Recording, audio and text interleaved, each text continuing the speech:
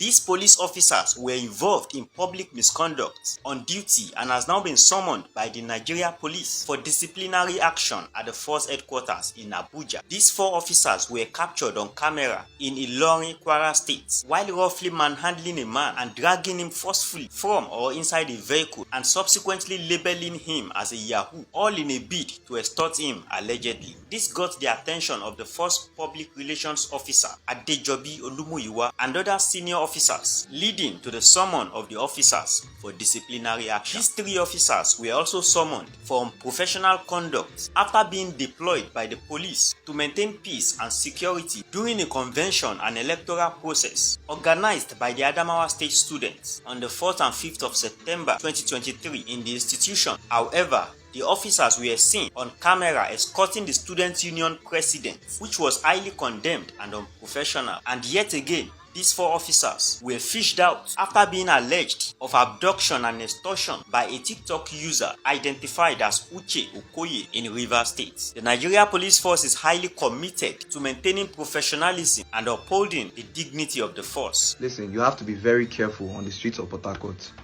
The police is on rampage. And you don't have to actually do anything or do anything illegal to be picked up by them. They will literally kidnap and take you to their station and lock you up inside the cell. This was exactly what happened to me. And I'm coming here to tell you guys so that everybody that is out there will be sensitized. They will literally lie to you. They will lie to you to take you to the station. And once you are there is nothing you can do about it. Nothing. Absolutely nothing. So on Saturday, my boat was intercepted by some gentlemen in the police command. They were wearing, I think it was ash and blue uniform. And they had, of course, their rifles and all. And out of the van, they intercepted us from the front. I think there was another one behind us. And I asked the boatman what's going on, why are they stopping us? He said he doesn't know. You know, this was around Rumuokuta. We had just passed a checkpoint around that area. And they didn't stop us at the checkpoint. I looked up after that checkpoint because I was on the phone, and then I saw the van right in front of us, a pickup van, and the policeman came down after intercepting us and told me to come down from the vehicle. The intensity of the way they dropped me from that vehicle felt like I was, a drug baron, and it was utterly very embarrassing, to be honest with you, because I felt like a criminal. People were everywhere looking, and I had to come down from the vehicle. You know how it feels when like 10 policemen are gathered at one car, and then they tell you to come down, at gunpoint. And I came down, and they put me at the back seat, and this was how the policeman came into the front, and then the back. When I came down, I thought maybe it would be like, the normal stop and search that they do, or probably even they wanted to check my phone, I had nothing to hide, so I had nothing to fear. I was like, fine and good. When they check me, they'll see nothing and probably will be on our way. This was not the case. They came into the vehicle, one at the back, one at the front, and told us to follow the pickup. I kept asking the policeman by my side questions. Where are we going? What is the issue? What happened? Why did you stop us? Why the scene and everything? They did not respond to me. I attempted trying to make a call. They threatened me not to touch my phone. He actually asked me for my phone. I refused to give him, and then eventually along the ride, while they were not answering me, I decided I had enough. I told the boat driver to park. This was close to, almost on the way towards Rumola. We had just passed the bridge at Rumuokuta. I told him to park by the side, and this is how he parked, and I came down because the exit was still very much open to me. And this is the tricky part, guys. This is the part that you need to be careful about. When I came down, the policeman in the pickup, the men there came down, jumped out from there, and the ones in the vehicle came out as well. And then they were all moving towards me, and then one of them came calmly and told me that, see, this vehicle is under surveillance, that they were tracking it, that they need to take it to the station, that we should just come with them. I asked them, which station? What are you talking about? I have where I'm going to. This guy is a boat. You can check my app. I booked a boat. This guy is a taxi driver to me. I do not know him, so if you have an issue with him, take him to the station.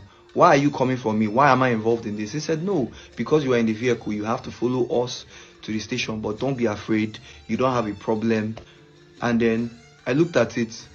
What would be my options? I mean, it's the police that is here. So I said, okay, fine, let me go with them, because I had nothing to fear. I don't do anything illegal. You guys know me on TikTok. I'm a singer on here.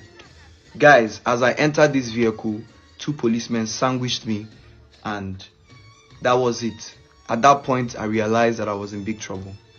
My people, that is how I found myself at Ogunabali, at Police Intelligence and Surveillance Center at Ogunabali, all the way from Rumukuta. When we got there, they asked me to pay the boatman. This same vehicle that they say that they've been tracking and is under surveillance, that was the main issue. He told me to pay the boatman so that he can go. I refused because I said, no, you guys brought him here, so you guys should pay him. As soon as I said that, one of the officers came to me and said, it's not what you did outside. You know, if you try this nonsense here, you are here now. If you try this rubbish, you know, asking me to repeat that thing I just said, you know. So, eventually another police officer said, you don't want to pay the boatman, Abi, don't worry, leave him. He now took me inside. And I feel like this is also a problem. And Nigerians, honestly, we need to look out for each other. And this is one of the reasons why I feel like even these boat people are actually working with this police. Because I do not see why a normal human being, even after seeing what happened on the road, this guy still came inside our police station and asked for money for me to pay him so that he can go. If it was somebody who was even, you know, a good person, you probably go out there, because nobody knew I was there. Nobody knew. This was basically an abduction. You picked me from somewhere, you would have gone back and said, oh, see, oh, this guy that was here, this is what happened, you know, alert people so that at least maybe my neighbors or somebody will know that I was here. Nothing like that.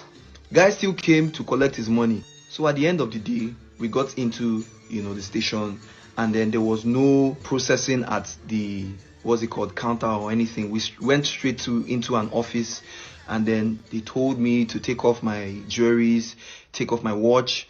I gave them my phone. You know, I didn't even realize that there were a lot of boys inside that pickup van, you know, because when we got there, I now saw people coming out, and eventually they told us to tag ourselves, and they took us somewhere and sat us on the floor, you know, and then from there straight, they moved us into a cell, and that's where we were. We spent almost 5 hours inside our cell, because this happened around 6 p.m. I was picked up around 6, and then I ended up being in that cell without being processed or anything till about 12 a.m. in the morning. Most of the boys inside, you know, that cell, and the ones that I came in with, you know, told me different locations that they were picked up. Some were picked up from Choba, some people were picked up from Obiwale. A lot of people were just picked up from random places. The police just goes around picking people from random places. And I feel like everybody out there needs to know about this. It is terrible. I came out around that 12 a.m. I wrote a statement. I did not know why I was writing a statement. The statement did not even capture, you know, really what happened outside. I was basically, you know, told to write more about my background and, you know, what I do, basically, in that statement. Afterwards, they took me back into the office. They searched my phone, my emails, my social media, my WhatsApp, my accounts. They checked everything. And then at the end of the day, took us back to the cell and said it was late. They were going to process our matter the following day, which was a Sunday. A Sunday. I spent the night in the police cell for doing absolutely nothing. There was no allegation, nothing. No reason for me to be there. I spent the night inside the cell. I tell you, it was a terrible experience. At the end of the day, the following morning, police officers told me that I have to pay 150,000. And at that point, there was really nothing I can do because, you know, I was stuck there. Nobody knew I was there. And I just needed to go out. Of piss and Izal inside the cell. I didn't want to go back inside there, really. So had to negotiate with, the police officer to pay a ransom. I won't call it bail, it's a ransom. I ended up going to withdraw 50,000 naira and paying them cash because they refused to collect transfer so that it would not be traceable. My people, I'm telling you, this is enough to actually mar anybody, and it is a very embarrassing experience, and I do not pray it happens